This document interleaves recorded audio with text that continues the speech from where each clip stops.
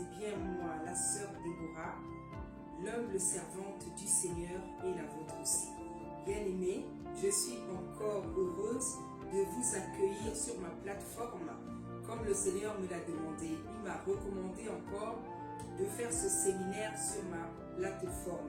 Et je vous avoue, sincèrement bien-aimés dans le Seigneur, je commence vraiment à y prendre plaisir. Je trouve que c'est une belle idée, c'est une très belle idée, voilà, parce que le Seigneur, il est souverain, il sait pourquoi il fait ça, et je suis heureuse qu'il le fasse, parce que je comprends pourquoi il fait ça.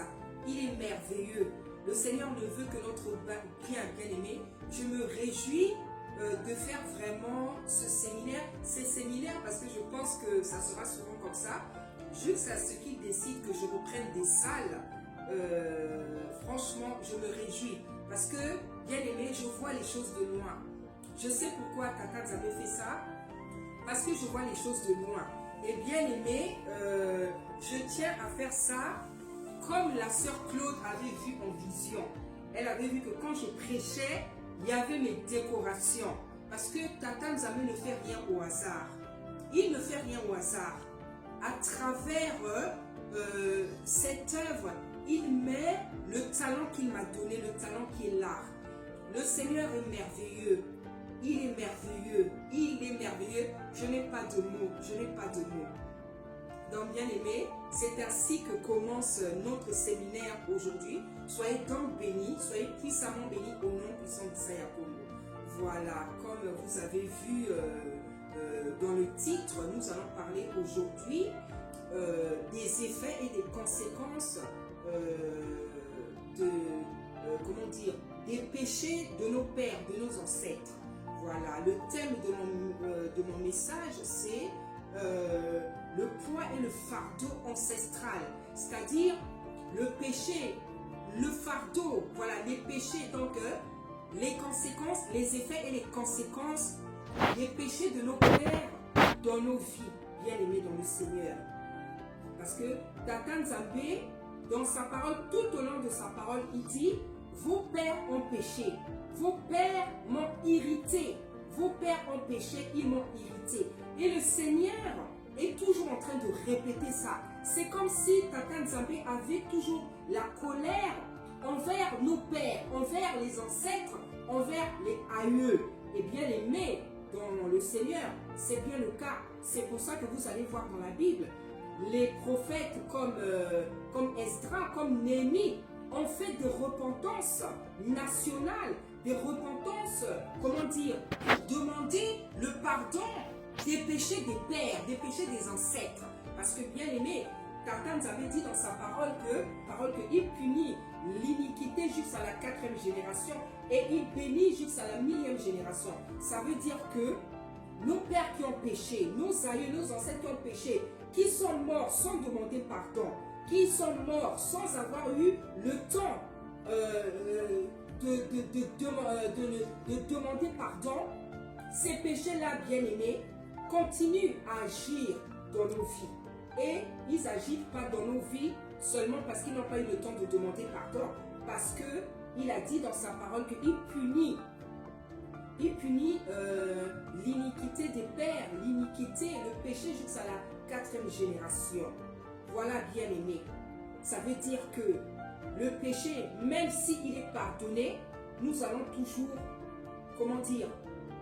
subir les conséquences. Nous allons toujours subir les conséquences. Voilà. Et comme il dit qu'il punit jusqu'à la 4e génération, ça veut dire que nos aïeux, nos pères qui ont péché depuis des décennies, aujourd'hui, nous continuons à vivre les effets, les conséquences de ces péchés-là. Et bien aimé, je veux vous dire que,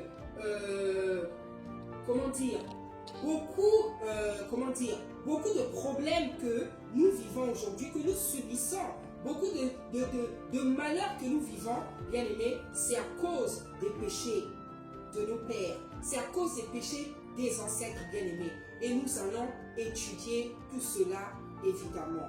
Donc, bien aimés, bienvenue à ce séminaire. Prêtez l'oreille. Et ce séminaire, je vais le faire en plusieurs parties parce que le sujet est tellement puissant, le sujet est tellement fort. il est tellement puissant, tellement merveilleux que, bien aimé, je vais le faire en plusieurs parties. Et à chaque partie, nous allons prier par rapport à ce que je veux prêcher. Donc voilà, bien aimé dans le Seigneur, je disais donc aujourd'hui nous allons donc parler du fardeau, du poids ancestral. Donc les effets et les conséquences des péchés de nos pères, de nos aïeux. Bien aimé dans le Seigneur, Tata Nzambé, il a donné la loi à Moïse. Il a donné la loi à Moïse. C'est-à-dire que avant Moïse, Tata Nzambé parlait personnellement aux gens. Il parlait personnellement aux gens. Il a parlé personnellement à Noé. Il a parlé personnellement à Abraham. C'est-à-dire que le bien et le mal, ce qui devait, ce qui ne devait pas être fait, c'est Tata Nzambé qui parlait directement aux hommes. Mais avec Moïse, nous voyons que Tata Nzambé est venu donner la loi. Tata Nzambé a donné la loi. Il a donné la loi, il a continué dans Lévitique, il a continué dans Deutéronome. Voilà. Et à travers la loi, avec la loi, les enfants d'Issolélé savaient donc ce qu'ils devaient faire, ce qu'ils ne devaient pas faire. Ils savaient ce qui était bien, ce qui n'était pas bien. Voilà. Et à chaque fois qu'ils péchaient, eh bien, nous savons comment ça se passait. Donc, Tata Nzambé frappait automatiquement. Voilà, parce que le fils n'était pas encore arrivé. Et donc, Tata Nzambé il a donné la loi et les gens ont donc vécu avec la loi. Voilà, les gens ont donc vécu avec la loi jusqu'à ce que le Seigneur arrive, jusqu'à ce que Issa Yakongo arrive. Donc, les juges ont vécu avec la loi, les prophètes ont vécu avec la loi, les rois ont vécu avec la loi, le peuple de Tata Nzambé, le peuple d'Israël, d'Issolélé, a vécu avec la loi. Donc, ces gens-là savaient ce qui était bien, ce qui n'était pas bien. Ils savaient ce qu'ils devaient faire et ce qu'ils ne devaient pas faire. Dans les 10 commandements, nous voyons, nous savons ce que Tata Nzambé leur a dit. Tata Nzambé, il leur a dit, je suis le seul créateur, je suis le seul Tata, c'est-à-dire le seul créateur que vous devez adorer. Vous ne devez pas adorer une autre personne que moi.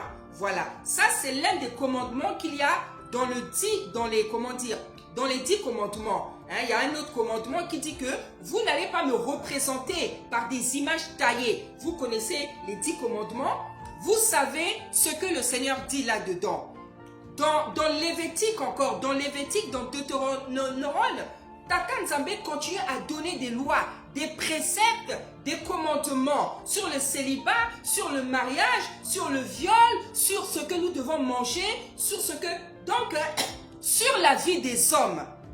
Sur la vie des hommes. Tata Nzambé a donné des préceptes, des commandements, des lois, afin que les hommes sachent comment se tenir devant la présence de Tata Nzambé, sachent comment se tenir devant sa présence, sachent comment il faut vivre. Il a dit dans Deutéronome, il a dit, je mets devant toi la vie et la mort, mais je te conseille de choisir la vie. Quand les enfants d'Issolélé, ils étaient en Égypte, lorsque Tata Nzambé les a fait sortir, c'est dans le désert qu'il leur a donné la loi. Dans le désert qu'il leur a donné la loi. Donc, dès qu'ils ont reçu la loi, ils avaient maintenant, la notion du bien et du mal. Et le Seigneur, comme je vous dis, comme vous le savez, il a continué avec Lévitique, avec Deutéronome. Donc, ils ont eu la connaissance de la loi. Ils savaient maintenant comment il fallait marcher sur la terre. Après, donc, nous avons vu dans le désert comment ils ont vécu,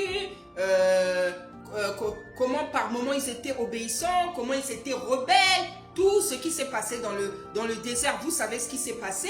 Comment Tata Nzambé a frappé les rebelles dans le désert. Voilà, parce que dans le désert, beaucoup ont été rebelles, beaucoup sont morts. Et nous savons aussi que il n'y a que 2 personnes qui sont rentrées à Canaan sur toute cette génération qui était donc sortie, qui était sortie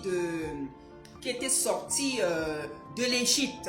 Voilà. Et Tata Nzambe s'était choisi donc un homme pour faire sortir Isolélé de l'Égypte en la personne de Moïse. Moïse a fait son travail. Nous avons vu, comme je viens de le dire avec Moïse, comment ce peuple-là a commencé à être rebelle. Ils ont fatigué Moïse, qui a même raté Canaan. Voilà. Et Moïse, ayant terminé sa mission, Tata Nzambe a pris Josué pour le remplacer afin que Josué fasse rentrer le peuple d'Isolélé à Canaan. Voilà. Et Tata Nzambe, vous savez ce que Tata Nzambe a dit à Josué. Il a dit, ce livre de la loi là, ne t'en détourne ni à gauche ni à droite. Pratique fidèlement tout ce qui est inscrit afin que tu réussisses dans tes entreprises. C'est ce que Josué a fait. Josué, de tout son vivant, il a été obéissant. Il a été tellement obéissant que le peuple a suivi son exemple. Parce que du vivant de Josué, le peuple, vraiment, il est resté obéissant. Voilà, il est resté obéissant. Voilà, donc, nous avons vu comment Josué a obéi à Tata Nzambe, les guerres qu'il a menées, les 5 rois qu'il a détruits, dont les Cananéens, les Philistins, les Amoréens, toutes ces races-là, toutes ces nations que Tata Nzambe avait décidé de détruire par la main de Josué afin de donner cet endroit-là, Canaan, à son peuple. Donc nous voyons comment Josué avait réussi avec héroïsme, je ne sais même pas quel terme utiliser, avec héroïsme, comment dire, prouesse, hein, les exploits de Josué, comment il a réussi à faire tout ce que Tata Nzambe avait demandé. Il a exterminé tous les rois, toutes ces nations, jusqu'à pouvoir s'emparer de tous les territoires qu'il devait donc partager aux enfants d'Isolélé. Donc, comment il s'appelle, Josué a réussi vraiment sa mission. Il a vraiment réussi. Et juste avant sa mort, vous savez qu'il a commencé à distribuer donc les territoires à chaque tribu d'Isolélé. Il a distribué, pendant le vivant de Josué, ils ont continué à faire la guerre parce qu'il fallait exterminer les Cananéens, les Philistins, les Amoréens. Ils ont fait ça du vivant de Josué. Mais lorsque Josué est mort, il y avait encore des tribus qui ne s'étaient pas encore emparées des territoires. Voilà. Donc, fallait encore continuer à faire un peu la guerre pour qu'ils puissent s'emparer de ces territoires-là. Donc, ils se sont emparés de ces territoires, mais il y a un moment donné, on nous dit qu'il y a des tribus qui n'ont pas chassé, les habitants de ces territoires. Donc, il y avait des Philistins, les Cananéens, je vous mets les versets là. Je pense qu'il n'y avait que 2 tribus, celle de Juda et celle de Lévi, je crois, qui avaient vraiment, celle de Juda, voilà, qui avait vraiment chassé. Toutes les autres tribus là n'avaient pas chassé, les Cananéens, toutes ces nations là qu'ils étaient censés exterminer. Donc je crois qu'il n'y avait que 2 tribus. Il n'y avait que 2 tribus qui avaient chassé. Le reste n'avait pas chassé. Ça veut dire quoi? Ça veut dire qu'ils ont vécu avec ces gens-là. Ils ont vécu avec ces gens jusqu'à aujourd'hui. Parce que Tata Nzambe leur avait dit, lorsque vous allez vous emparer de ces territoires de Canaan, vous allez tout exterminer, tout le monde. Les enfants, les vieillards, les vieux, les femmes, vous allez tout, et les bêtes, vous allez tout exterminer. Parce que ces nations-là, elles me sont en abomination.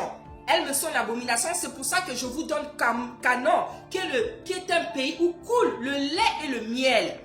C'est-à-dire que Canaan, c'est un beau pays où coule le lait et le miel, mais les habitants ne méritaient pas d'habiter là. C'est pour ça que Tata Nzambe avait choisi ce lieu pour les donner à ses enfants. Et ses enfants, par la recommandation divine, Tata Nzambe dit, vous allez tous m'exterminer ces gens. Mais ils n'ont pas fait. ils n'ont pas exterminé tous ces gens-là. Parce que Tata Nzambe avait dit, parce que vous n'allez pas vous mélanger à eux. Vous n'allez pas vous mélanger à eux. Parce que si vous les chassez pas, vous mélangez à eux, ils seront un piège pour vous. Vous allez commencer comment dire, à copier leurs coutumes, à faire leurs coutumes, à adorer leur Dieu. Ils seront un piège. Parce que vous allez commencer à faire les choses qu'eux, ils ont l'habitude de faire. Ces choses, justement, qui me sont en abomination. Donc, vous allez tous les exterminer.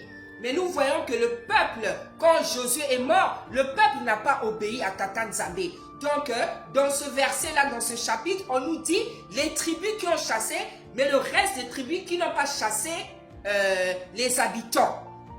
Et bien aimé, c'est là où ont commencé leurs problèmes. C'est là où a commencé les problèmes des enfants d'Issolélé. C'est-à-dire leurs problèmes ont commencé quand ils n'ont pas obéi, quand ils n'ont pas obéi à Tata Nzambe, quand ils ont négligé de chasser les Cananéens, les Amoréens. C'est là où ont commencé leurs problèmes, bien aimés. Parce que quand ils ne les ont pas chassés, quand ils se sont mis à vivre avec eux, ceux qui devaient mourir là, donc les Philistins, les Cananéens, quand on ne les a pas chassés, ils ont continué à faire leur abomination. Ils ont continué à faire leur abomination. Et les enfants d'Issolélé regardaient ces abominations. Et à un moment donné, ils ont commencé à les imiter, comme avait dit Tata Nzambe. Ils ont commencé à les imiter, donc à adorer leur Dieu, à suivre leurs coutumes, à faire des abominations, à faire des choses compliquées, jusqu'à ce que Tata Nzambe les vomisse. Jusqu'à ce que Tata Nzambe les vomisse. Donc, bien aimé, nous allons voir ce que ces gens-là ont fait. Nous allons lire le chapitre qui est lent, mais je me réjouis de lire ce chapitre parce que c'est la parole. La parole, c'est la nourriture que Tata Nzambe nous a donnée. La parole, c'est la nourriture de l'esprit. C'est la nourriture de l'esprit. C'est comme le bébé. La parole, c'est comme le bébé de Tata Nzambe. Donc, tout enfant de Tata Nzambe, tu dois aimer la parole. Si tu n'as jamais lu ce chapitre, moi, je veux prendre plaisir à te lire ce chapitre en entier, afin que tu saches quelles sont les bêtises, les choses que le peuple d'Issolélé avait fait et qui avait irrité Tata Nzambe et que nous continuons à payer jusqu'à aujourd'hui. Donc, je vais lire la parole de Tata Nzambe avec beaucoup de respect au nom puissant d'Issaïa Congo. Psaume 106 et je vais commencer à partir du verset 6. Je lis la parole au nom puissant d'Issaïa Congo. Nous avons péché comme nos pères. Ils le disent bien. Nous avons péché comme nos pères. Nous avons commis l'iniquité. Nous avons fait le mal. Nos pères en Égypte ne furent pas attentifs à tes miracles. Ils ne se rappelèrent pas la multitude de tes grâces. Ils ne se rappelèrent pas la multitude de tes grâces. Et ils furent rebelles près de la mer rouge. Mais il les sauva à cause de son nom, pour manifester sa puissance. Il menaça la mer rouge et elle se dessécha.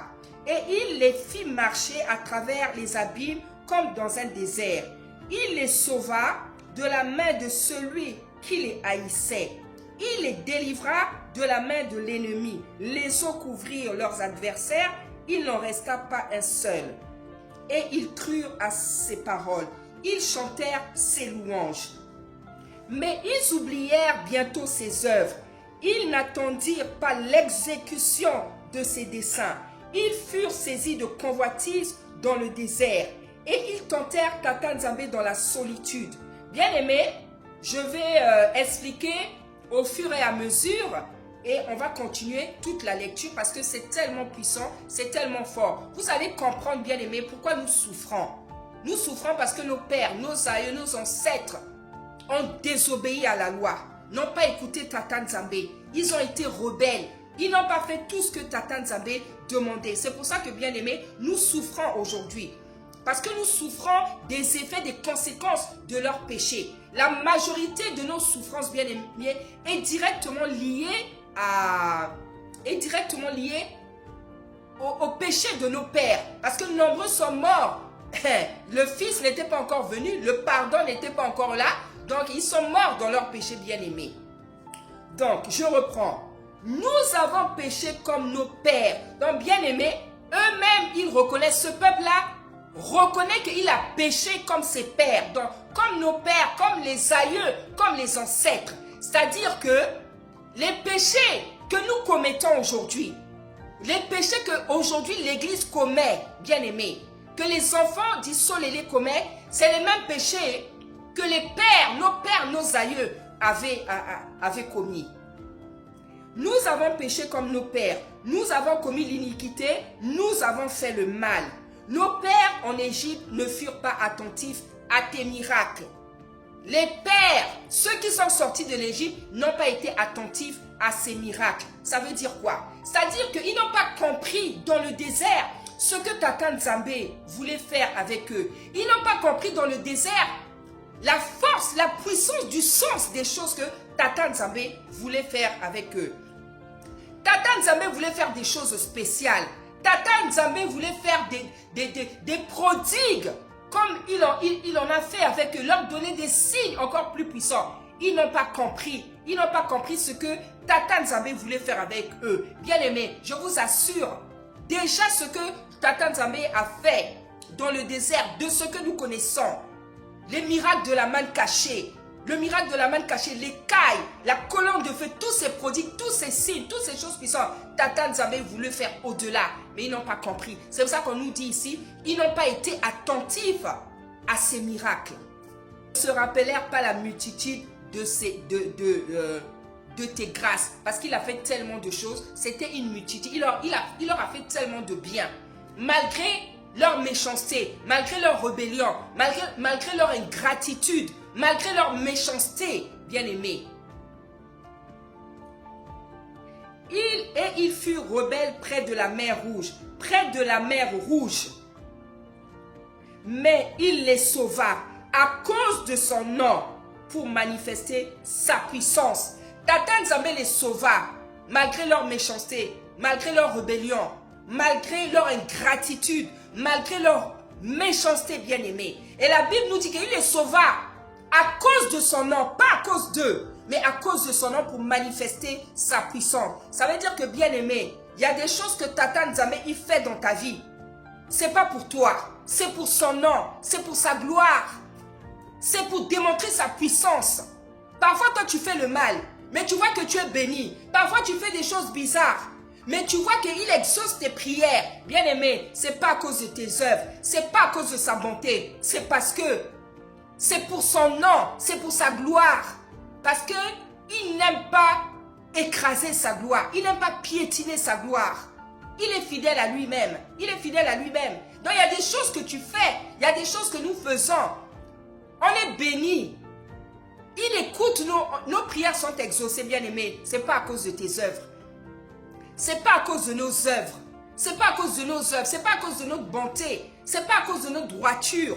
C'est à cause de son nom, pour démontrer sa puissance. Parce que lui, c'est ça son souci. C'est ça son souci. Lui, dans tout ce qu'il fait, dans tout ce que nous faisons, son nom à chaque fois doit être glorifié. Son nom doit être glorifié. Sa gloire doit être manifestée. C'est-à-dire, lui, son souci, c'est de faire comprendre et de faire savoir aux hommes que moi, je suis Tata Nzambe. Que c'est moi le créateur du ciel et de la terre. C'est moi qui ai tout créé. C'est moi qui gère tout ici sur la terre. Même si les démons existent, même si Satan existe, c'est moi qui tiens le monde par ma parole toute puissante. Voilà le souci de Tata Nzambe. Son souci à lui, c'est de démontrer qu'il est le créateur, il est Tata Nzambe.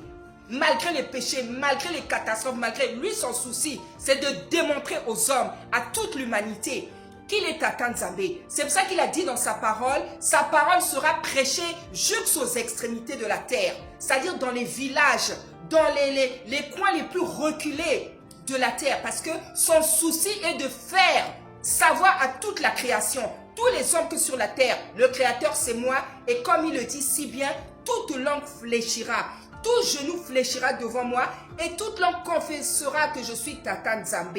Alléluia.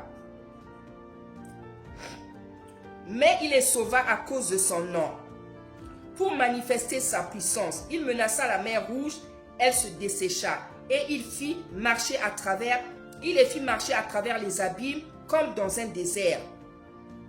il les sauva de la main de celui qui les haïssait.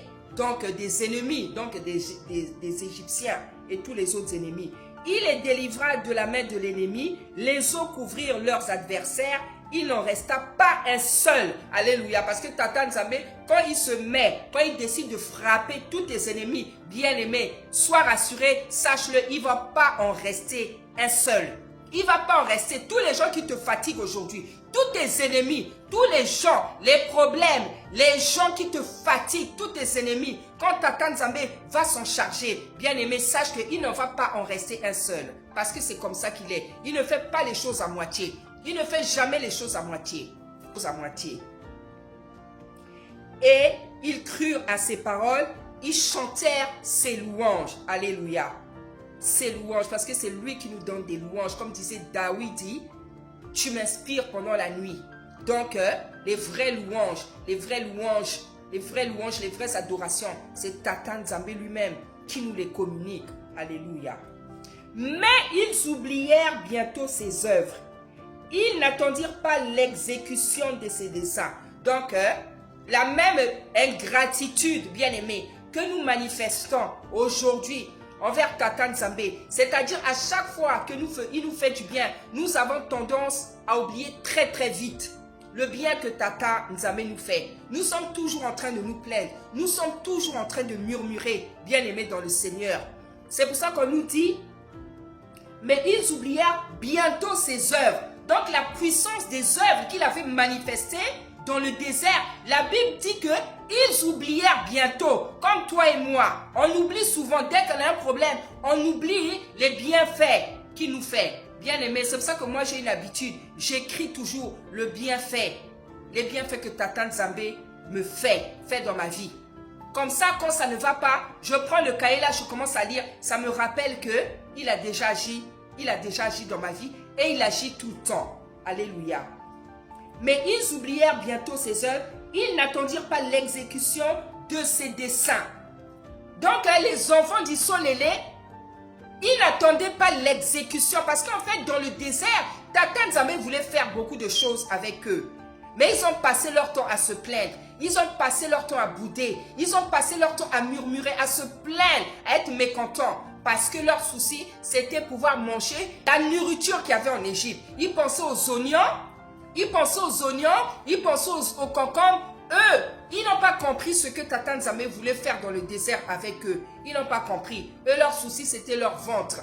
De manger la nourriture qu'ils avaient mangée en Égypte. C'est-à-dire tout manger. Alors que Tata Nzambe, lorsqu'il a créé les cieux et la terre, il n'y avait que deux choses que nous mangeons. Nous ne mangeons que les légumes et les fruits. Et bien aimé, Tata Nzambe est en train d'exhorter ses enfants à revenir, bien aimé, à ce régime alimentaire. Je vous dis la vérité. Moi ici dans ma maison, je me suis débarrassé de beaucoup de choses. Le poulet, la viande, bien aimé, je suis en train de faire en sorte, je ne mange de moins en moins ça. De moins en moins ça, je vous dis la vérité. Parce que Tata Nzambe n'a pas créé les animaux pour qu'on les tue. Il n'a pas créé les animaux pour qu'on les tue et pour qu'on les mange. Non, bien aimé dans le Seigneur. Lorsqu'il a créé le jardin d'Éden, les animaux étaient présents. Les animaux étaient avec nous. Il avait créé les ruisseaux, les animaux, les arbres fruitiers, les ruisseaux, les vallées, beaucoup de choses. C'était pour le plaisir, pour notre plaisir, pour le plaisir de la vue, pour ces choses nous donner le bonheur. Mais à cause de la chute, l'homme a dû se mettre à chasser les animaux, les tuer et les manger. Mais ce n'était pas le plan divin. Ce n'était pas le plan divin. Et bien aimé, aujourd'hui, c'est ce que Tata Nzambe veut nous faire savoir, veut nous faire comprendre. Tata Nzambe exhorte l'Église à revenir à manger juste les fruits et les légumes. Il y a plein de servantes, plein de serviteurs qui mangent déjà comme ça depuis longtemps. Ce qu'on appelle dans le monde, quand on dit végétarien, c'est ce régime alimentaire. C'est manger juste les fruits et les légumes. Il y a des serviteurs qui le font depuis des années. Il y a des servantes qui le font, qui mangent plus.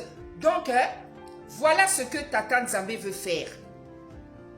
Ils n'attendirent pas l'exécution de ses desseins. Ils furent saisis de convoitise dans le désert. Donc la convoitise, c'est justement quand ils demandaient la caille, quand ils disaient que, oh non, nous en Égypte là-bas, on mangeait bien, on veut ça, on veut les cailles, on veut le poulet, voilà. Alors que dans le désert, il leur a donné que la manne. Il leur a donné que la manne. Et ils savaient pourquoi. Parce que quand on est dans le désert qui représente le brisement, qui représente un passage par lequel Tata Nzambe veut briser les enfants. Dans le désert, bien aimé, on ne demande jamais ce qu'on veut. Dans le désert, on reçoit ce que Tata Nzambe nous donne. Quand tu es dans le désert, tu ne vas pas demander à Tata Nzambe ce que tu veux. Parce que le désert, c'est le synonyme d'une période qui est difficile. D'une période où tu as même l'impression que Tata Nzambe n'existe pas. Donc, c'est une période où il doit te briser, où il doit te former, où il doit faire beaucoup de choses avec toi. C'est ça qu'il n'avait pas compris. Il n'avait pas compris. Et dans le désert, bien aimé, on ne demande jamais ce qu'on veut. Dans le désert, on se contente de la nourriture spirituelle ou même physique que Tata Nzambe te donne. Voilà les choses qu'il ne comprenait pas. Dans le désert, bien aimé, qui est l'image de l'épreuve, du brisement dans le désert, tu vas te contenter de ce que Tata Nzambe te donne. Que ce soit les habits, que ce soit la nourriture, que ce soit la relation. Il peut faire que quand il te fait passer dans le désert, il te laisse juste avec une seule personne.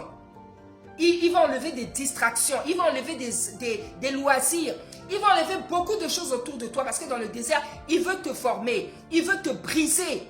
Il veut faire des choses, il veut te façonner. Parce qu'en fait, quand on passe dans le désert, c'est pour une œuvre. C'est parce qu'on doit le servir. C'est parce qu'on doit le servir. Donc, dans le désert, il te dépouille de beaucoup de choses. Mais eux, comme ils ne savaient pas ce que Tata Nzambe est en train de faire. Ils ne savaient pas ce que Tata Nzambe voulait faire. Ils se sont permis de demander la caille, qui est donc, c'est comme le poulet. Voilà, donc ils disaient que nous, on veut manger le poulet. Hein? Et ils tentèrent Dieu dans la solitude. Bien aimé, ils ont beaucoup tenté Tata Nzambe. De quelle manière? Vous savez, quand Moïse, il disait à Moïse, fais-nous sortir l'eau. Fais-nous sortir l'eau, on va voir. C'est des choses comme ça qu'il disait à Moïse. Il disait, fais-nous sortir l'eau. On va voir si toi, vraiment, tu es un serviteur de Dieu. Fais-nous sortir l'eau aujourd'hui. Nous, on a soif. Fais-nous sortir. Toi, là, qui fais beaucoup de miracles. Avec ton bâton, fais-nous descendre les cailles, fais-nous sortir l'eau. Et ils ne se rendaient pas compte que, quand ils disaient toutes ces phrases-là, ils étaient en train de tenter Tata Nzambe. Et en fait, ils le tentaient, ils l'éprouvaient. C'était une manière de dire, en fait, dans leur cœur, c'est ce qu'ils disaient. Ah, Moïse là, avec son bâton là, il fait beaucoup de miracles. Bon, Moïse, aujourd'hui, fais-nous ça. Mais en fait, ils tentaient, ils éprouvaient Tata Nzambe. Et la Bible dit, ils sondent les cœurs et les reins. Même s'ils parlaient à Moïse, Tata Nzambe savait que dans leur cœur, c'était Tata Nzambe qu'ils étaient en train de tenter, d'éprouver même. Alors que il leur a fait tellement de puissance, il leur a manifesté tellement de prodigues, de signes, de miracles. Et ils tentèrent Tata Nzambe dans la solitude et il leur accorda ce qu'ils demandaient. Puis il envoya le dépérissement dans leur corps. Bien aimé, comme je l'ai dit tantôt, parfois tu te comportes mal, tu es bizarre, tu as des mauvais comportements, mais tu peux faire une prière, tu vois que tu es exaucé. Tu vois que la main de Tata Nzambe est avec toi. Tu te comportes mal dans la vie, tu as beaucoup de mauvais comportements, tu es surpris de voir que tu es exaucé. Parfois, tu sors même de l'impudicité. Tu viens même peut-être de tromper ta femme. Mais Tata Nzambe est avec toi. C'est son habitude. Parce qu'il est bon. Parce qu'il est miséricordieux. Ça ne veut pas dire qu'il est avec toi. C'est à cause de son nom, comme il a dit. Il y a des biens qu'il nous fait bien aimer. C'est à cause de son nom. C'est pour manifester sa puissance. C'est pour montrer l'infinité de sa miséricorde. L'infinité de sa compassion. Il veut nous montrer que malgré notre méchanceté, nos hypocrisies, nos mensonges, notre rébellion, nos mauvais caractères, nos méchancetés, moi, à cause de mon amour, à cause de ma bonté, à cause de ma compassion éternelle, à cause de la miséricorde infinie que j'ai, même dans ces états-là, je suis capable de vous bénir. Pas parce que vous êtes bon, mais parce que c'est ma nature. Mais bien aimé, c'est justement quand il fait ça que nous devons encore avoir plus peur de lui. Plus peur de lui. Parce que lorsque la miséricorde là, tu la vois, la compassion, bien aimé, tu ne sais jamais à quel moment il va frapper. C'est ça qui est dangereux avec Tata Nzambe. Puis il envoyait le dépérissement dans leur corps. C'est-à-dire quand ils avaient demandé la caille là, on leur avait donné la caille, mais la Bible nous dit que Tata Nzambe a bloqué ça dans la gorge. Il a bloqué ça pourquoi? Parce que ça l'avait énervé qu'ils aient demandé la caille. Parce qu'ils devaient manger seulement la manne. Eux, ils en ont eu marre. Ils disent, ah, tous les jours, on mange seulement la manne. Tous les jours, nous, on veut manger autre chose. On veut manger les oignons, les concombres. Hein? Moïse, tu nous as fait sortir de l'Égypte. Là, ça, c'est seulement pour nous tuer. En Égypte, là-bas, nous, on mangeait la manne. On mangeait les cailles. On mangeait le poulet. On mangeait, on mangeait des bonnes choses. Là, avec toi, depuis qu'on est sorti, parfois on fait 2 jours, 3 jours, on ne boit pas d'eau, on ne mange pas. Donc, ton Dieu là, nous là, on ne comprend plus. Voilà. Donc, quand ils ont demandé la caille là, Tata Nzambe leur a demandé la caille. Mais la Bible dit que ça leur a été au travers la gorge là, parce que ça, il n'a pas donné ça avec un bon cœur. Il n'a pas donné ça, il a donné ça avec colère. Voilà, parce que ce n'était pas le moment de demander quoi que ce soit. Parce que comme je viens de dire, dans le désert, on ne demande pas des choses à Tata Nzambe, on se contente de consommer ce qu'il vous donne, que ce soit la nourriture, que ce soit les habits, que ce soit les circonstances, on se contente de consommer ce qu'il décide. C'est ça le désert, bien aimé dans le Seigneur. C'est pour ça que Élisée avait dit à son serviteur, lorsqu'il avait trempé, lorsqu'il avait fait le miracle pour Aman, je mettrai le verset, le serviteur est allé suivre Aman pour dire que non, mon maître, il a dit que non, il a oublié, tu peux nous bénir, ceci, cela. Hein? Alors, lorsque le serviteur est revenu vers Élisée, Élisée a dit, toi tu viens d'où? Oh non, il a dit, mon esprit me disait que voilà ce que tu as fait. Je veux mettre le verset. Hein? Il a dit, est-ce que c'est le moment de demander les maisons? Est-ce que c'est le moment de demander les richesses? Parce que bien aimé, il y a un temps pour tout. Quand tu passes par le désert, tu n'as pas quelque chose à demander.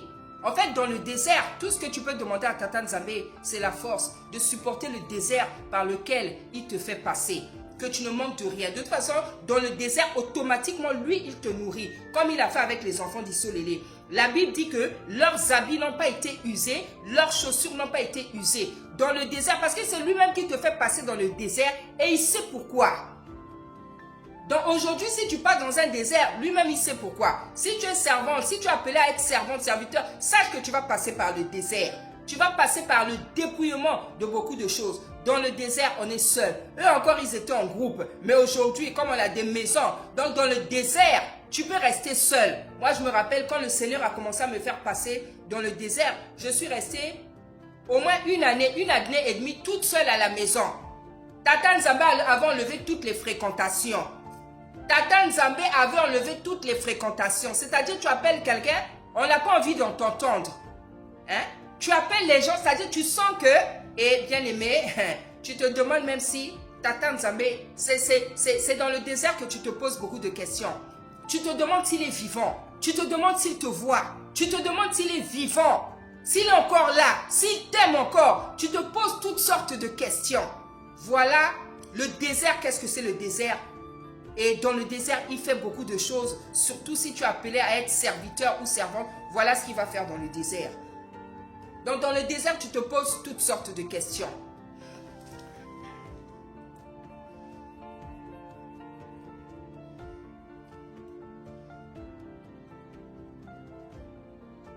Il envoyait le dépérissement dans leur corps. Voilà. Ils se montrèrent dans le camp jaloux contre Moïse. Hein? Donc, contre Moïse, contre Aaron, le saint de l'Éternel. Vous savez ce qui s'est passé avec le Lévite, là, les cousins de Moïse. Hein? Comment il s'appelle, Corée, Dathan, tout ça, qui commençait à dire à Moïse, toi tu crois qu'il n'y a que Tata Nzambe qui parle à toi. Tata Nzambe ne parle qu'à toi. Nous on est fatigués de cette vie-là et nous savons comment ça s'est terminé. Hein? Parce qu'en fait, pour eux, non, comme eux aussi tous étaient des enfants de Tata Nzambe, ils voulaient faire comprendre à Moïse que Moïse, Tata Nzambe ne parle pas qu'à toi. Nous aussi, on a des visions. Nous aussi, on a des songes.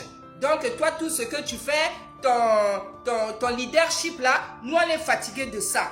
Et bien aimé, jusqu'à présent, il y a des gens qui sont comme ça. Hein? C'est-à-dire, on est tous des enfants de Tata Nzambe, mais tout le monde n'est pas pareil. Chacun a ses grâces. Chacun a ses dons. Mais il y a des gens, ils ne veulent pas reconnaître la place de telle ou telle personne. Ils ne veulent pas reconnaître les dons. Ils ne veulent pas reconnaître les dons spirituels. Nous ne sommes pas tous pareils, bien-aimés. Et ça, c'est quelque chose qu'il faut accepter. Nous ne sommes pas tous pareils. Nathalie, c'est Nathalie. Patricia, c'est Patricia. Eric, c'est Eric. Déborah, c'est Déborah. On n'est pas pareil. Chacun a ses dons. Chacun a sa mission. Chacun a sa destinée. Nous servons tous le Seigneur. Nous prêchons la parole. Nous donnons des messages. Mais chacun a ses grâces. Tata Nzambe fait ce qu'il veut avec chacun. Nous avons chacun sa particularité. Dans l'ordre que Tata nous a donné, dans le ministère, Tata Nzambe n'utilise pas tout le monde comme de la même manière. Hein? Il fait ce qu'il veut avec chacun, mais il y a des gens qui ne comprennent pas ça. C'est pour ça qu'il y a des gens qui ont des esprits de compétition, de concurrence, parce que tu n'arrives pas à comprendre que Tata Nzambe n'utilise pas tout le monde de la même manière. Hein? La personne qui était importante à cette époque-là, c'était Moïse. Mais les Corées là, les Datons, ils voulaient maintenant se comparer à eux. Donc bien aimé, serviteur, servante, tu dois avoir l'humilité de savoir que tu n'es peut-être pas comme ce serviteur.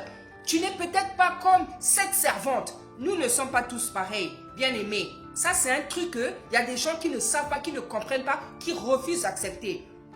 Nous servons le Seigneur, nous prêchons, nous avons des chaînes, nous avons je ne sais pas quoi. Mais Tata Nzambe utilise chacun de la manière qu'il veut avec les grâces qu'il nous a données. Tes grâces ne sont pas les miennes, mes grâces ne sont pas les tiennes. C'est toutes ces choses-là, c'est important à savoir. Et tellement ils ont combattu Moïse, voilà ce qui leur est arrivé. C'est pour ça qu'on nous dit ici qu'ils se sont montrés jaloux, dans le camp jaloux des gens qui persécutaient Moïse. Hein? Ils se montrèrent dans le camp jaloux contre Moïse, contre Aaron, le saint de l'Éternel. Donc on dit le saint pourquoi? Parce que c'était le sacrificateur. Hein?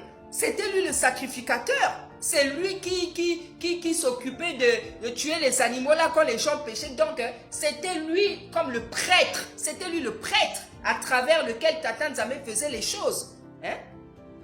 Contre le sein de l'Éternel, la terre s'ouvrit et engloutit Dathan et elle se referma sur la troupe d'Abiram. Le feu embrasa leur troupe. La flamme consuma les méchants. Ils firent un veau en Horeb. Vous savez ce qu'ils ont fait avec ils ont fait avec comment il s'appelle? Avec comment il s'appelle? Aaron. Hein? Rebelle au point de faire un veau. Ce veau-là, qui veulent maintenant associer à la grandeur de Tata Nzambe. Alors qu'il avait dit, vous n'allez pas m'associer à quelconque Dieu. Vous n'allez pas m'associer à une image taillée. Il a horreur de ça, l'idolâtrie. Quand vous lisez bien la Bible, vous allez voir que s'il y a quelque chose qu'il déteste, c'est l'idolâtrie. Regardez comment lui, il a tué les gens quand ils ont fait le veau là. Il les a exterminés, Tata Nzambe, il a horreur de l'idolâtrie. Quand tu mets quelque chose à sa place, que ce soit tes enfants, que ce soit ton mari, que ce soit ta mère, que ce soit ta voiture, que ce soit... Il a horreur que quelque chose ou quelqu'un prenne sa place, bien-aimé. Il est allergique à ça, bien-aimé. Il est allergique à ça. Or, nous voyons, nos pères ont été comme ça. Ils ont adoré des dieux étrangers, ils lui ont fait des veaux, ils se sont mis à adorer le veau, ils ont fait des choses qui l'ont irrité, au point où il les a vomis, et jusqu'à présent, bien aimé, dans l'église, dans le peuple de Tata Nzambe, beaucoup de gens continuent à se comporter comme ça, comme des idolâtres. C'est-à-dire que toi, dans ta vie, ce n'est pas Tata Nzambe qui a la première place. C'est ta voiture, c'est ta mère, c'est ton père, c'est ton mari, c'est tes enfants, c'est tes bijoux, je ne sais pas quoi. Tata Nzambe n'a pas la première place dans ta vie. Et c'est terrible. Et c'est terrible. C'est terrible parce que lui, il a horreur de ça. Il a dit dans sa parole, celui qui fera passer son mari, sa femme, ses enfants, je sais pas, avant moi, il n'est même pas digne de moi. Donc, bien aimé, il faut bien réfléchir. Il faut te demander qui a la première place dans ton cœur.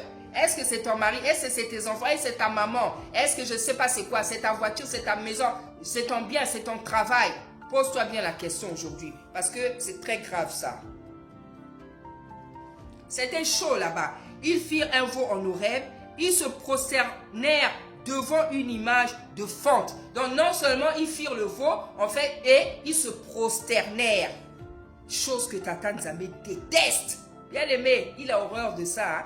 Il a horreur qu'on l'associe à je ne sais pas quoi et qu'on mette quelqu'un d'autre à sa place. Dans nos cœurs, dans nos vies, dans nos maisons, dans notre âme, dans nos cœurs. Il a horreur de ça. Bien aimé dans le Seigneur. Il faut voir comment à chaque fois qu'il y a eu l'idolâtrie, comment Tata Nzambe a frappé le peuple. Hein? Ils échangèrent leur gloire. Hein? C'est-à-dire la gloire que Tata Nzambe leur avait donnée en tant qu'enfant de Tata Nzambe, en tant que race élue, en tant que prince. C'était des princes bien aimés. C'était des princes parce que le papa c'est un roi. Donc le peuple de Tata Nzambe, nous sommes... Alors un prince c'est pas n'importe qui. La Bible dit qu'ils échangèrent leur gloire avec le caca, avec la saleté, avec je sais pas quoi. Ils échangèrent leur gloire. Chose que beaucoup font aujourd'hui. Tu es un serviteur, tu es une servante, mais tu vis des choses bizarres dans ta vie que, en tant que servante, en tant que serviteur, tu ne peux même pas vivre. Ce que tu vis, c'est bas. Ce que tu vis, c'est sale. Ce que tu vis, c'est abominable. Mais tu es un prince, tu es une servante, tu es un serviteur. Mais tu vis des choses bizarres. Tu fréquentes des gens avec qui que tu ne peux pas fréquenter. Sauf pour sauver, bien sûr. Mais tu es dans des choses qu'un prince, une princesse ne peut pas se retrouver. Dans des histoires bizarres, dans des situations bizarres, dans des discussions bizarres, au téléphone, sur le WhatsApp. Hein? Donc, bien aimé, c'était chaud là-bas, c'était compliqué. Ils échangeaient alors comme la figure d'un bœuf qui mange l'herbe. Hein? Ils oublièrent Tata Nzambe, leur sauveur, qui avait fait de grandes choses en Égypte, des miracles dans le pays de Cam, des prodigues sur la mer Rouge. Et il parla de les exterminer. C'est-à-dire, Tata Nzambe était tellement il était fatigué d'eux. À plusieurs moments, il a voulu les tuer. Et ils ont survécu grâce aux intercessions de Moïse. Parce que Moïse a dit non, c'est toi qui nous as fait sortir, tu m'as choisi. Si tu veux les tuer, tue-moi seulement. Tue-moi seulement. Hein? Parce que tu nous as fait tous sortir, tu m'as dit de faire ça, maintenant toi tu veux les tuer, moi je vais rester avec qui? Parfois même, c'est même pour ça qu'il a repris Moïse. Parce qu'ils étaient tellement fatigants. Ils étaient tellement fatigants. Vous savez, Tata Nzambe, il est très mystérieux. Il parlait de les exterminer. Mais Moïse, son élu se tint à la brèche devant lui. C'est-à-dire à la brèche, c'est-à-dire il a intercédé, il a dit non, ne les tue pas. Si tu veux les tuer, tue-moi. Parce que c'est moi que toi tu as choisi pour les faire sortir. Comment ça maintenant? Toi tu veux les tuer, moi je vais rester avec qui? Ta gloire, ta gloire va devenir quoi? Qu'est-ce que les ennemis vont dire? Non, toi tu ne peux pas faire comme ça pour détourner sa fureur et empêcher de les détruire. Donc Moïse avait intercédé. Ils méprisèrent le pays des délices. Ils ne crurent pas à la parole de Tata Nzambe. Ils murmurèrent dans leur tente. Quand ils étaient dans leur tente, là, ils faisaient que murmurer. Moïse a repé au limbier. Donc Moïse, là, on est fatigué. La vie, là, qu'on mène. On était en Égypte, là-bas, dans les maisons en ciment. On mangeait les concombres, la viande. Maintenant, on est là. On dort dans des tentes. On est dans le désert. On ne sait même pas ici si c'est à l'ouest, si c'est à l'est. On ne sait même pas où on est. Donc, on ne comprend plus rien. Donc, ils murmuraient dans leur tente. Et quand ils murmuraient dans leur tente, Tata Nzambe les entendait. Parce qu'il sait tout, il voit tout. Donc toi, quand tu murmures, quand tu n'es pas content, quand tu critiques les autres, même dans ton cœur là, Tata Nzambe sait. Quand tu as la jalousie, Tata Nzambe sait, il sait toutes choses. Toutes les pensées de ton cœur, il sait. La Bible dit qu'il sait quand tu t'assois, il sait quand tu es debout, il sait quand tu te couches, il sait quand tu n'es pas content, il sait, il connaît tes goûts, il connaît tes couleurs. Donc ça ne sert à rien de lui cacher quelque chose. Ils murmurèrent dans leur tente. Ils n'obéirent point à sa voix.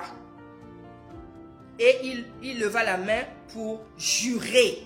C'est-à-dire, Tata Nzambe, il est Tata Nzambe, mais il est obligé de jurer maintenant. Par son propre nom, parce que tellement ces enfants-là le fatiguent. De les faire tomber dans le désert. Et c'est ce qu'il avait fait. De faire tomber leur postérité parmi les nations. Et de les disperser au milieu des pays. C'est ce qu'il a fait. Ils s'attachèrent à Palpior, donc une idole, un dieu étranger, un dieu en fonte. Ils mangèrent des victimes sacrifiées aux morts. Ils irritèrent l'Éternel par leurs actions. Et une plaie fit irruption parmi eux. Phiné se leva pour intervenir et la plaie s'arrêta. Cela lui fut imputé à justice, de génération en génération, pour toujours. Phiné, c'était le petit-fils, je crois que c'était le petit-fils d'Aaron. Donc, l'un des enfants des fils de Aaron, parce qu'Aaron avait 4 fils. Phiné, donc, c'était le petit-fils d'Aaron. Donc, Phiné là, quand il y a eu vraiment, donc, c'était compliqué, le feu contre Tata Nzambe, il voulait tuer tout le monde. Phiné, c'est lui qui a intercédé, qui a fait quelque chose, en sorte que, je vais vous mettre le verset, en sorte que la colère de Tata Nzambe se calme. Et la Bible nous dit que cela lui fit imputer à justice. Il y a des gens comme ça dans l'église. Il y a des gens comme ça dans l'église. C'est-à-dire dans l'église, dans le corps, quand je parle de l'église, c'est-à-dire le corps de Tata Nzambe, le corps du Seigneur. Quand il y a des choses bizarres qui se passent, des scandales, vous avez des servants ou des serviteurs, des gens qui ont l'art de calmer la colère de Tata Nzambe. Dernièrement, j'ai entendu Phiné dans mon oreille. Comme j'avais oublié ce qui c'était, j'ai dit, ah Seigneur, qu'est-ce que tu as encore envie de me dire? J'ai dit, tu as encore envie de me dire quoi? Qu'est-ce que j'ai encore fait?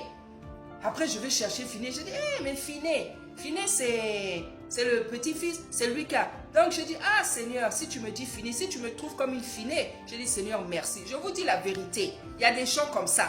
Donc, c'est-à-dire dans l'église, qui ont l'art, qui savent comment calmer la colère de Tata Nzambe. Bien-aimé, sois un Phiné aujourd'hui, sois une Phiné aujourd'hui.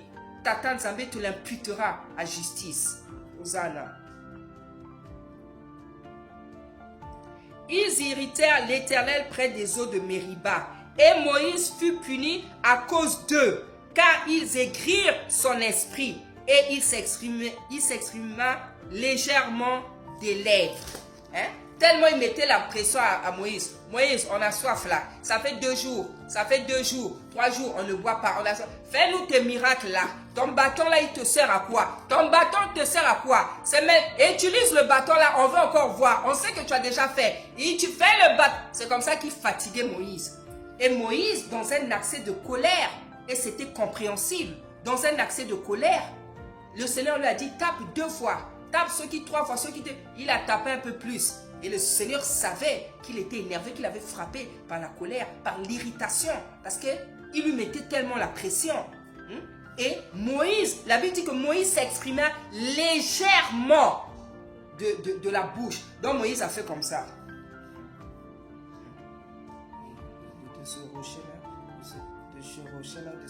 peut sortir de l'eau. C'est comme ça que Moïse a fait. Moïse a dit, de ce rocher-là, comme c'était des Africains, c'est comme ça qu'ils parlaient. Comment de l'eau va sortir de ce rocher? Il a dit ça, comment dire? Légèrement. C'est pour ça qu'on dit, il s'exprima. C'est ce qu'il avait dit. Comment je sais? Parce que c'est l'esprit qui nous dit. Quand tu as l'esprit, le Seigneur va te faire savoir les choses. Moïse avait parlé doucement, il avait dit, comment de l'eau peut sortir? Mais il a dit ça pour que les enfants d'Israël. Mais le Seigneur, il sait tout. Même dans ton cœur, si tu n'ouvres pas la bouche, il sait tout. Il sait ce que tu dis. Quand tu aimes quelqu'un, quand tu n'aimes pas quelqu'un, quand tu as la jalousie, quand tu as l'envie, même si tu ne parles pas, le Seigneur sait tout ce qui se passe dans ta bouche. Anna, quand elle priait pour avoir un enfant, la Bible dit qu'elle murmurait, mais le Seigneur connaissait sa souffrance. Donc, on ne peut rien cacher à Tata Nzambe bien-aimé dans le Seigneur.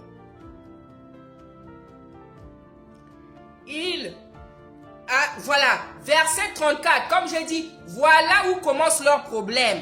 Voilà vraiment où commencent les problèmes des enfants d'Issolélé. Voilà toutes ces choses qu'ils ont fait, qui ont irrité Tata Nzambé et que nous continuons à vivre.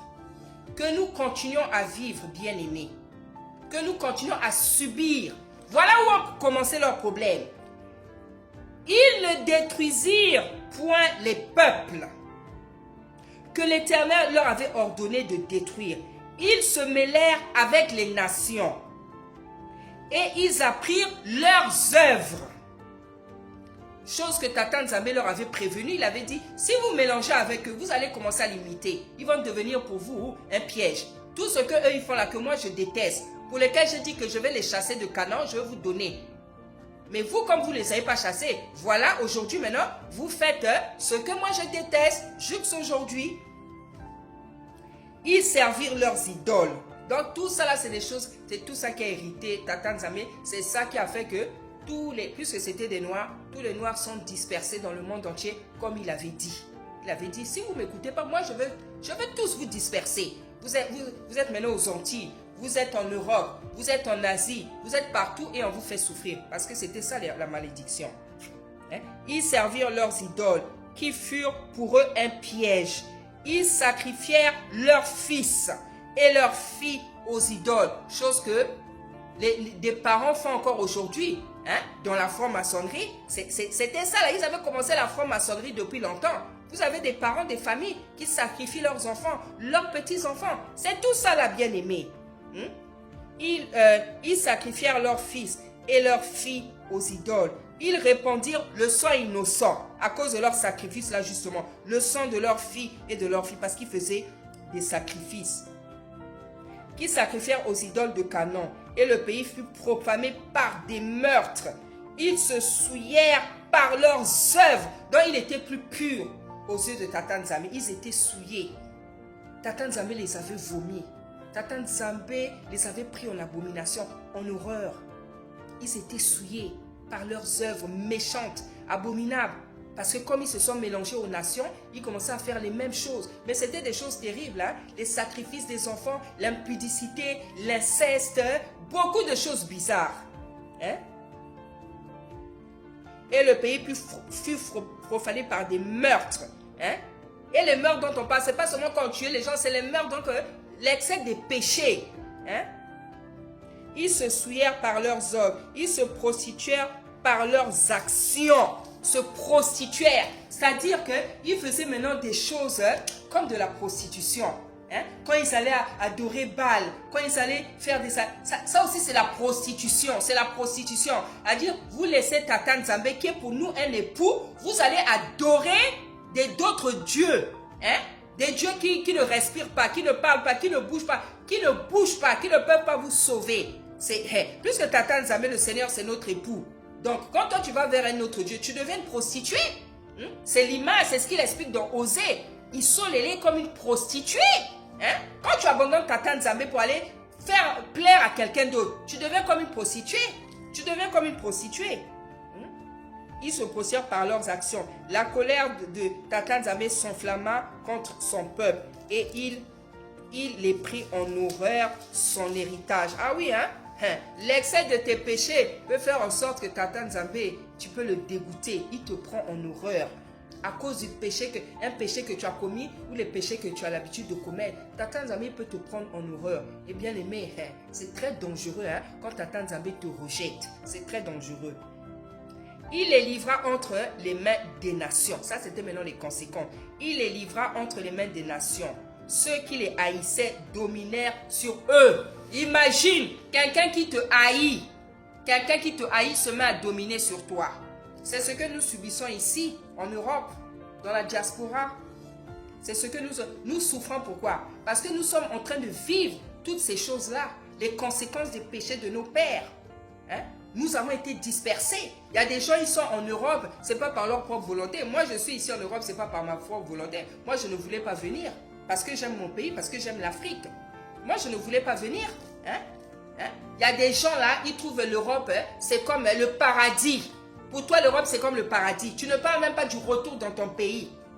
À cause de la gloire, à cause des bâtiments, à cause de la tour Eiffel, à cause de je ne sais pas quoi. Hein? Tu n'aimes pas ton pays, tu n'aimes pas ton continent, tu n'aimes pas ta nourriture, tu n'aimes pas les habits, tu n'aimes pas ta culture. Hein? Toi, tu es tellement complexé, tu penses que les bonnes choses, c'est seulement le pantalon, c'est les immeubles, c'est je sais pas quoi. Tu es complexé. Hein? De voir des grands immeubles aux États-Unis, au Canada, en France. Tu n'aimes pas ta culture, tu n'aimes pas ton pays. C'est compliqué, hein, bien aimé. C'est vraiment compliqué. Il les livra dans les mains des nations, ceux qui les haïssaient. Et ces peuples, ces cultures-là, que vous affectionnez tellement, c'est les mêmes personnes qui vous font souffrir aujourd'hui. Parce que les Africains, dans tout le monde entier, les Africains souffrent. Mais il y a des gens, ils sont heureux d'être esclaves. Ils sont heureux de souffrir. Ça ne les dérange pas. Ça ne les dérange pas. Tel qu'on est là dans d'autres pays, dans d'autres continents, c'est la dispersion. C'est la dispersion dont parle la Bible. Donc ne pense pas que parce que tu es au Canada, tu es en Espagne, tu es aux États-Unis, ne pense pas que c'est le bonheur. Tu es dispersé. Voilà comment Tata Nzambe nous voit. On est des dispersés. Mais toi, comme tu n'as pas la connaissance des choses, tu ne sais pas que c'est comme ça parce que nos pères ont fait le mal. On est dispersés, hein? Donc ne te réjouis pas d'être au Canada, États-Unis, Angleterre, France. Tu es un dispersé. Et tu es appelé à revenir. Si tu ne comprends pas, c'est ici que tu vas mourir. Parce que Tata Nzambe, il a dit, je vais les ramener. Je vais vous ramener dans votre pays. Mais il y en a comme ils ne connaissent pas ça. Parce qu'ils n'ont pas encore compris que le peuple élu là, le peuple d'Issolélé, c'est des Noirs. Tel qu'on est là, on est les dispersés. Donc toi, tu es heureux parce que tu es en France, parce que tu as un immeuble, parce que tu as le travail, tu es heureux. Mais tu ne sais pas que tu es dispersé. Quand Tata Nzambe te voit, il a pitié de toi parce qu'il sait que ce n'est pas ta place. Mais ça, il faut aimer Tata Nzambe pour connaître ces choses. Parce que quand tu l'aimes, tu commences à faire les recherches, tu commences à, tu commences à chercher. Tu cherches la connaissance, tu cherches à savoir, mais le peuple là, c'est qui? Parce que ce n'est pas les vidéos qui manquent. Le peuple là, c'est qui? Donc, c'est nous les Noirs. Ah, mais donc si c'est nous les Noirs, donc les dispersés, c'est nous. Mais il y en a, ils sont contents. Ils ne savent pas qu'ils sont dans la dispersion. Ils ne savent pas que les captifs dont la Bible parle là, c'est nous. Hein? Leurs ennemis les opprimèrent. C'est ce que nous vivons. Et ils furent humiliés sous leur puissance. Plusieurs fois, il les délivra. Toutes les souffrances qu'on vit ici. Quand tu cherches le boulot là, tu cherches la maison, regarde comment on te fait marcher. Il y en a, ils attendent même 15 ans, une maison. Tu travailles sans papier. Hein? Au lieu parfois même de retourner au pays, tu dis non, je vais seulement souffrir. Tu vis des humiliations, tu préfères souffrir. Accepter ça et souffrir. Ils se montrèrent, plusieurs fois il les délivra, mais ils se montrèrent rebelles dans leur dessein.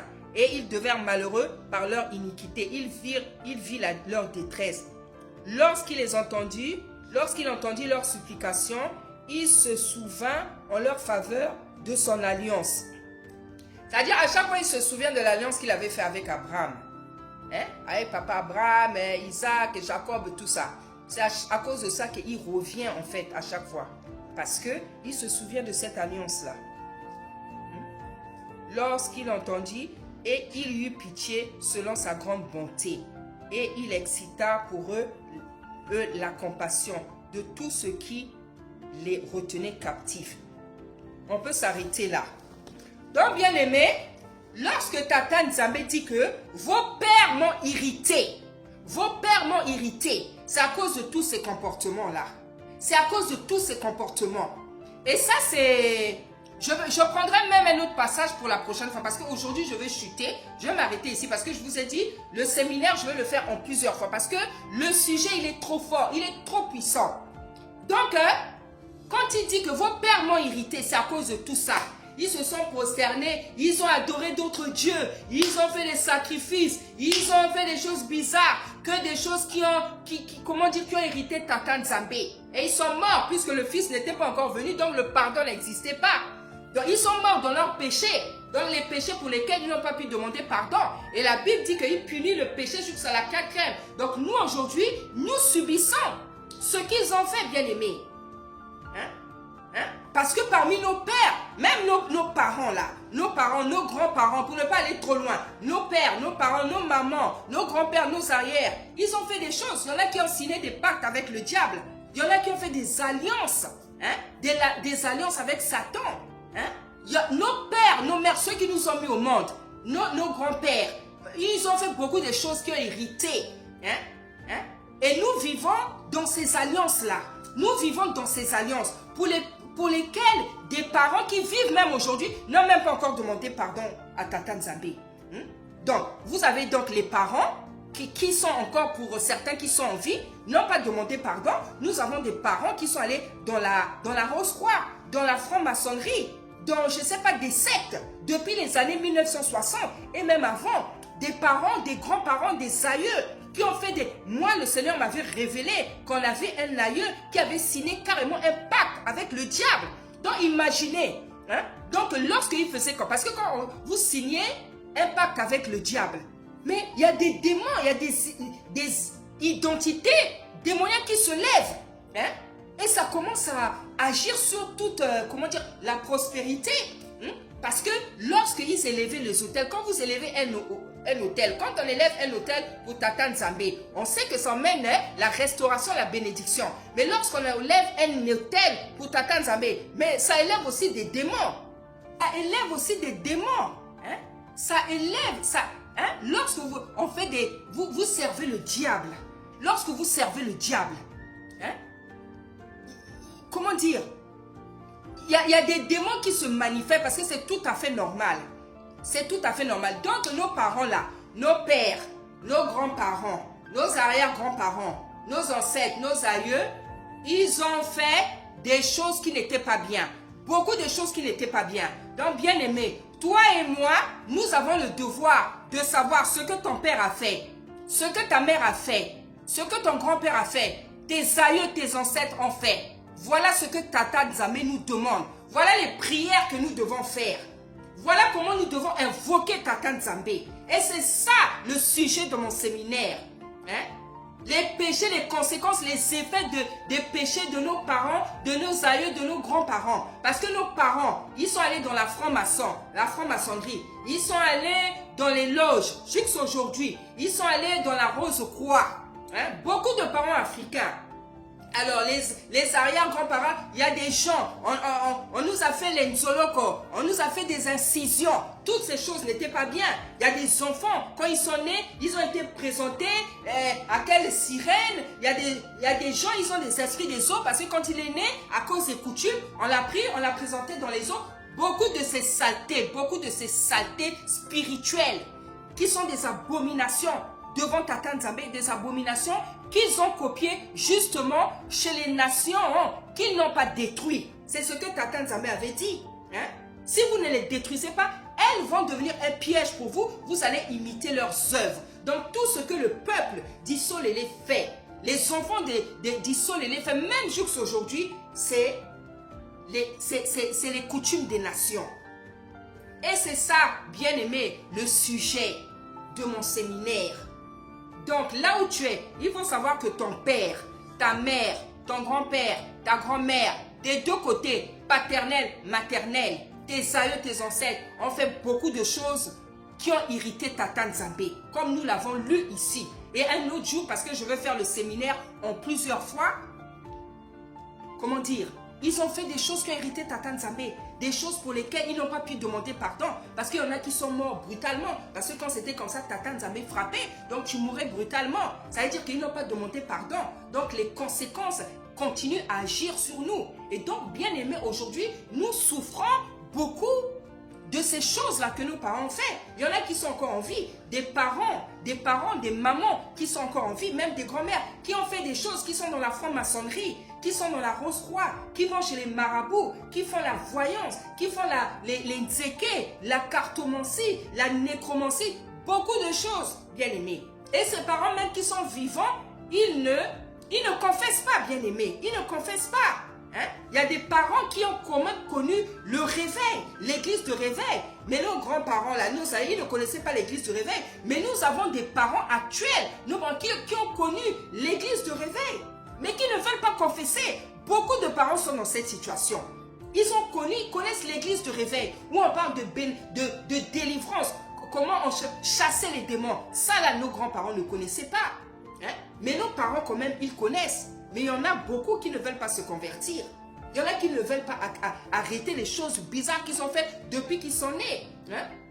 Il y a des parents qui sont dans le fétiche, il y a des parents qui sont dans la coutume, il y a des parents qui sont dans les incisions, il y en a des parents qui sont dans Singanaloketo. Hein, donc, le fil autour du rein là, les fils autour du pied là-bas, c'est ça qui protège. Les incisions, c'est ça qui protège. On va te mettre beaucoup de nzoloko, des traits, on te fait les traits là comme les bateke, hein? Sur le visage, ton visage c'est maintenant beaucoup de traits, c'est comme si ton corps c'était... Tout ça c'est des choses des nations, qu'ils ont vu chez les nations, que Tata Nzambe déteste, que nous devrons demander pardon chaque jour de nos vies, en cherchant dans la délivrance, bien aimé. Mais tout ça, le peuple de Dieu ne connaît pas. Tout ce qu'on prêche aux gens, c'est la bénédiction. Hein? Rentrer en jeûne, Tata Nzambe va faire. C'est la fin de l'année, la traversée des chaînes. Voilà ce qu'on donne à l'église. Hein? Alors que voilà les vraies choses qu'on doit enseigner à l'église. Hein? Hein? Ce qu'on enseigne à l'église, c'est comment dire, l'évangile de la bénédiction. Demander beaucoup d'argent, dépouiller les gens, on demande des 2000, on demande des je ne sais pas combien, mais c'est terrible. Mais on n'enseigne pas les gens. On ne leur fait pas comprendre que les souffrances que vous vivez, c'est parce que vos pères, vos mères, vos aïeux ont fait des bêtises, des choses qui étaient en abomination à Tata Nzambe. Ça, c'est des choses que vous devez savoir. Combien d'entre vous, vous ne savez même pas qu'est-ce que tu ne sais pas ce que ton père a fait dans la vie. Tu ne sais pas ce que ta mère a fait dans la vie. Hein? Tes parents sont encore vivants, toi tu ne sais pas ce qu'ils ont fait. Tu ne sais pas où ils ont mis les pieds. Il y a des parents qui sont dans la franc-maçonnerie, dans la Rose-Croix. Toi, ton père est dans la franc-maçonnerie, dans la même croix. Tu ne sais même pas que ton père est vivant. Tu ne sais pas que ton père a les pieds là-bas. Tu as des problèmes là, tu souffres parce que tu ne sais pas que tes propres parents travaillent avec ton étoile. Hein? Travaille avec ton étoile, travaille avec l'étoile de tes enfants. Tu pries. Depuis que tu as commencé à prier, tu invoques le Seigneur, tu fais les jeûnes, tu dors par terre, tu as tout fait. Tu ne comprends pas pourquoi ta situation d'année en année ne change jamais. C'est parce que, bien aimé, tu ne sais pas qui tu es. Tu ne connais pas ton identité spirituelle. Tu ne connais pas l'identité spirituelle de tes parents, de tes grands-parents. Tu ne sais pas les péchés que tes parents ont commis, qu'ils ont, jusqu'à présent, ils ne veulent pas confesser. Ton père, ta mère, ils sont allés sous la terre. Ils n'ont pas confessé les choses qu'ils ont fait. Pourtant, ils savaient, il y en a quand même, pourtant aussi, ils pouvaient savoir que c'était pas bien. Il y en a même qui vivent. Ils savent que la franc-maçonnerie, c'est pas bien. Les marabouts, c'est pas bien. La voyance, c'est pas bien, les nzeke. Mais nous avons des parents aujourd'hui qui continuent, qui sont dans la voyance, nos familles, tout ça là. Parce qu'il a dit, je vais punir l'iniquité jusqu'à la 4e génération. Parce qu'il faut savoir que dans une famille, quand tu es parent, tu pratiques toutes ces choses-là. Tata Nzambe n'est pas d'accord. Tu es souillé, tes enfants aussi sont souillés. Parce que toi, tu vas mettre tes pieds dans le camp du diable. La Bible dit qu'on ne peut pas mélanger. Soit tu es pur, soit tu ne l'es pas. Tu ne peux pas invoquer Tata Nzambe, dire que tu es un enfant de Tata Nzambe. Tu pries le matin, à 15 h tu vas chez les marabouts. Ça ne peut pas marcher, bien aimé. Or, nombreux des enfants de Tata Nzambe vivent de cette manière. C'est pour ça que je parle des péchés de nos parents bien-aimés. Il est temps que l'Église se lève, que chacun maintenant cherche à savoir ce que mon père a fait, ce que ma mère a fait, ce que ma famille a fait, mes parents, mes aïeux, mes enfants. Il est temps, voilà les prières que vous devez faire. Laissez les prières de demander beaucoup de choses à Tata Nzambe. Demandez les canapés, demandez le visa, demandez le voyage, demandez je ne sais pas quoi. Tu crois que Tata Nzambe est mort à la croix juste pour venir te donner des choses comme ça, alors que tu ne connais pas ton identité spirituelle. Nous avons tous des identités spirituelles. Tu dois savoir qui tu es, l'identité spirituelle, c'est-à-dire tu es qui sur la terre, tu es qui devant Tata Nzambe. Il t'a emmené quoi? Faire quoi sur cette terre-là? Est-ce que toi tu sais tout ça? Est-ce que tu connais l'identité de ton père, l'identité de ta mère? Il y a des gens, ils sont là, ils ont une identité animale. Toi, tu es là sur la terre, tu es belle, tu es beau. Dans le monde des ténèbres, on a fait de toi un éléphant. On a fait de toi un éléphant. On a fait de toi une grenouille. Donc, tu es un éléphant, tu as collé l'identité démoniaque. Bien aimé, voilà les prières qu'il faut faire. Voilà les prières qu'il faut faire. Je vous exhorte et nous allons prendre le temps de prier sur tous ces sujets. Sur les autels qu'ont posés nos parents. Sur les totems avec lesquels on agit dans nos vies. Le monde des ténèbres agit dans nos vies pour nous détruire, pour nous tuer. On va détruire les alliances parentales, ancestrales. Hein? Les lois établies, les alliances établies, les réclamations, les envoûtements, hein? Tout ça, on va prendre, ne vous inquiétez pas, on va prendre le temps de détruire ça chose par chose. Bien-aimés, voilà la vie de prière qu'il faut. Voilà les sujets qu'il faut traiter devant le Seigneur. Voilà les choses sur lesquelles il faut travailler. Hein? Sortez du petit niveau là, je viens devant Tata Nzambe, Seigneur, il me manque les canapés, il me manque je ne sais pas quoi, il me manque. Je vais allumer la lumière, excusez-moi. Sortez de ces petites prières là. Sortez de ces petites prières. Sortez de ces petites prières. La vie de prière, la vie dans le Seigneur, c'est pas seulement je me convertis, je viens à Tata Nzambe, je commence à lui demander beaucoup de choses. Non, on a été mal enseigné. On a été mal enseigné. La vie de prière, la relation avec Tata Nzambe, c'est beaucoup de choses. C'est une relation où il te parle, où il t'apprend des choses, où il veut te dire des choses, où il veut te faire découvrir des choses que tu ne connais pas. C'est pour ça qu'il a dit dans sa parole, invoque-moi et je te répondrai. Je te montrerai des choses cachées, des choses que tu ne connais pas. Ce que ton père a fait, ce que ta mère a fait, ce que tes tantes, tes oncles, ce que même tes enfants font, ce que ta famille fait. Ils font des choses que toi, tu ne peux même pas imaginer. Ta famille fait des choses, tu as des oncles, des cousines qui font des choses que toi, tu ne peux même pas imaginer. Parce que tu dis, non, moi, je suis sortie d'une famille propre, ça ne peut pas exister. Tu te trompes. L'esprit, l'âme, ce n'est pas une question de chacun a son esprit, chacun a son âme. Il y a des gens qui n'ont pas des esprits purs. Il y a des gens qui n'ont pas des esprits purs. Vous êtes dans la même famille, mais vous n'avez pas tous le même esprit. Il y a des gens qui ont l'esprit de Tata Nzambe, il y a des autres, non, ils n'ont pas l'esprit de Tata. Donc, dans la même famille, les gens, vous allez faire des choses différentes. Toi, tu fais des choses bien, mais tu vois que ton frère ou ta soeur, là, il fait des choses, ça ne va pas avec la parole, complètement différent de toi. Pourtant, vous êtes sortis du même père, de la même mère, parce que chacun a son âme, chacun a son esprit, bien aimé. C'est pour ça qu'on parle d'état d'âme. L'état d'âme, l'état d'esprit, l'état d'âme. Cherche à connaître ton état d'âme. Cherche à connaître l'état d'âme de ton papa, de ta maman, de tes soeurs, de tes enfants. Voilà les prières, bien-aimées, que vous devez faire. Sortez des petites prières où vous demandez des choses du matin au soir à Tata Nzambe. Voilà maintenant la dimension de prière dans laquelle vous devez rentrer. Donc c'est ça le sujet de mon séminaire. Les conséquences, les effets des péchés de nos parents, de nos pères, de nos aïeux sur nous. Parce qu'ils ont fait des choses, comme on l'a lu ici, qui ont irrité Tata Nzambe. Ils n'ont pas demandé pardon. Ces effets, ces péchés continuent à agir sur nous. Parce qu'il dit qu'il punit jusqu'à la 3e.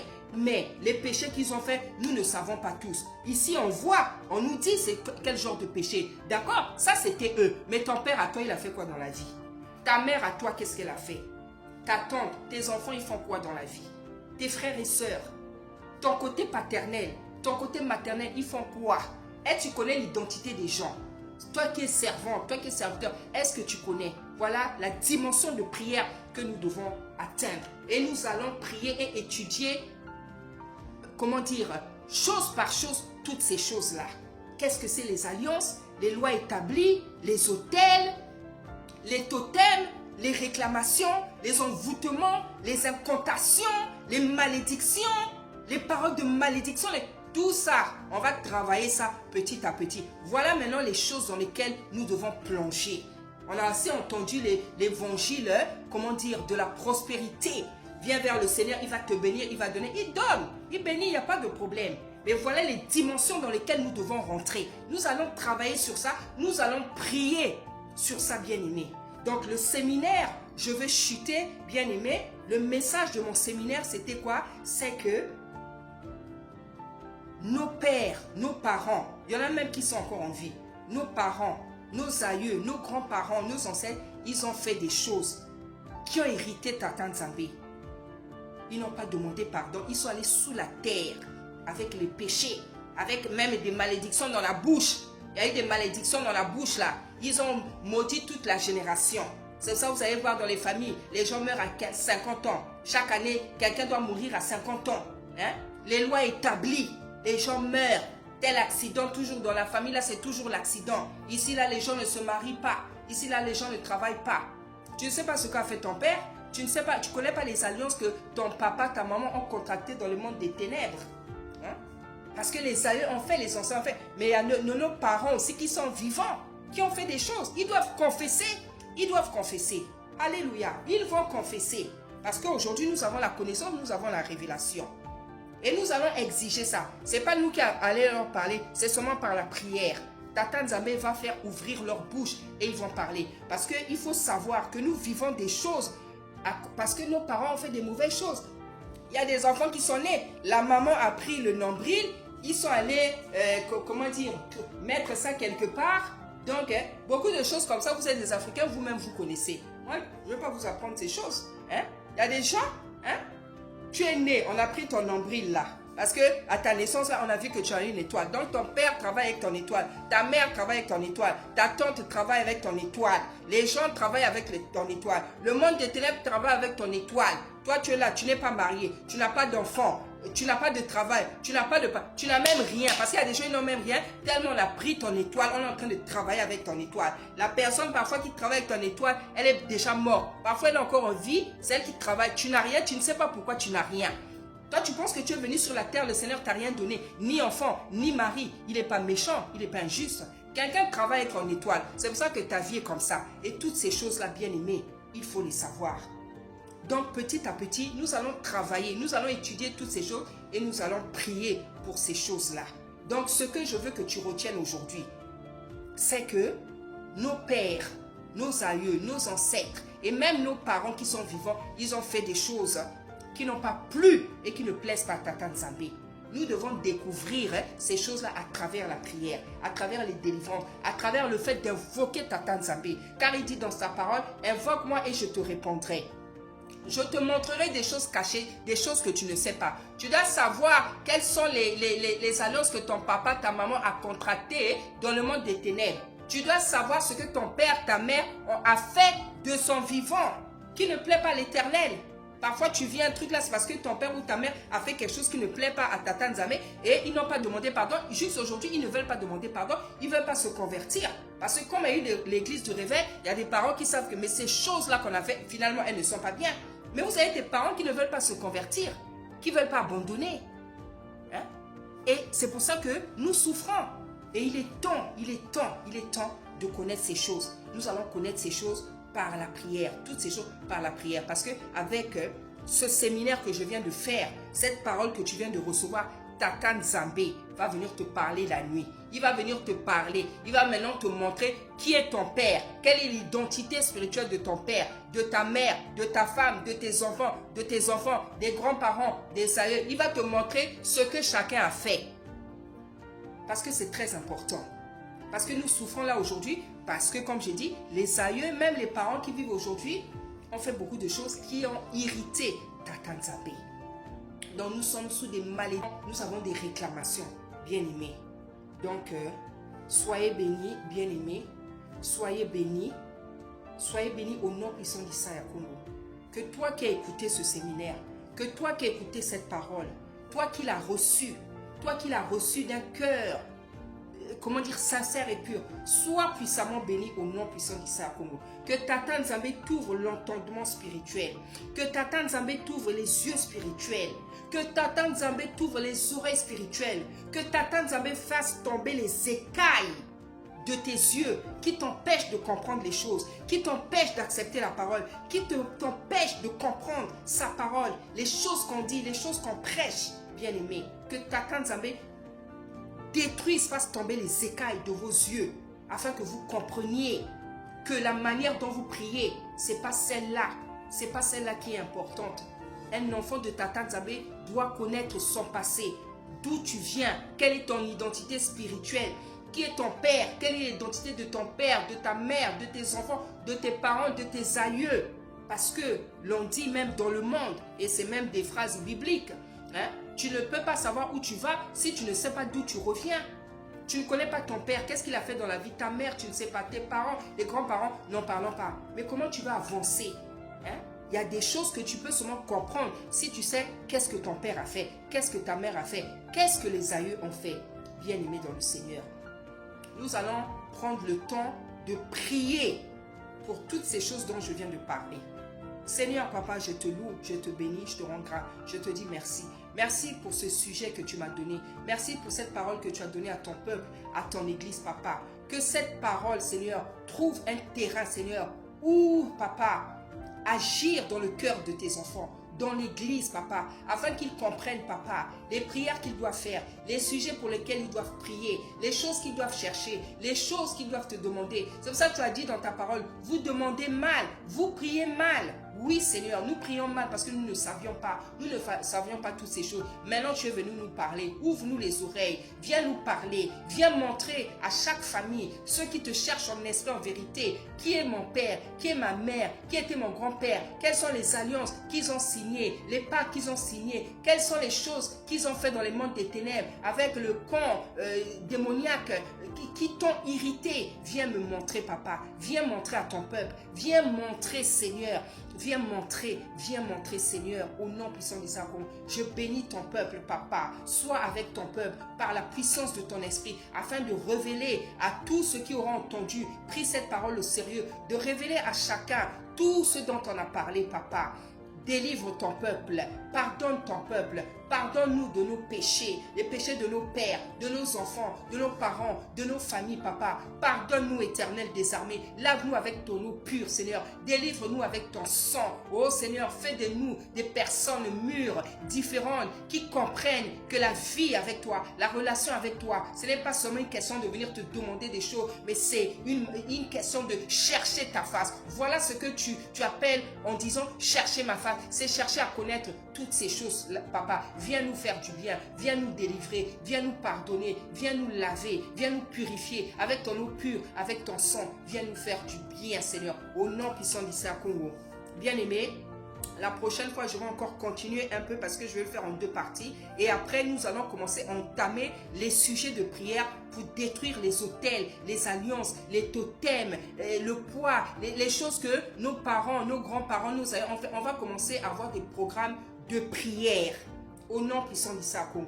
Je vais m'arrêter ici. Soyez puissamment bénis au nom puissant d'Issa Congo. Matondo, matondo.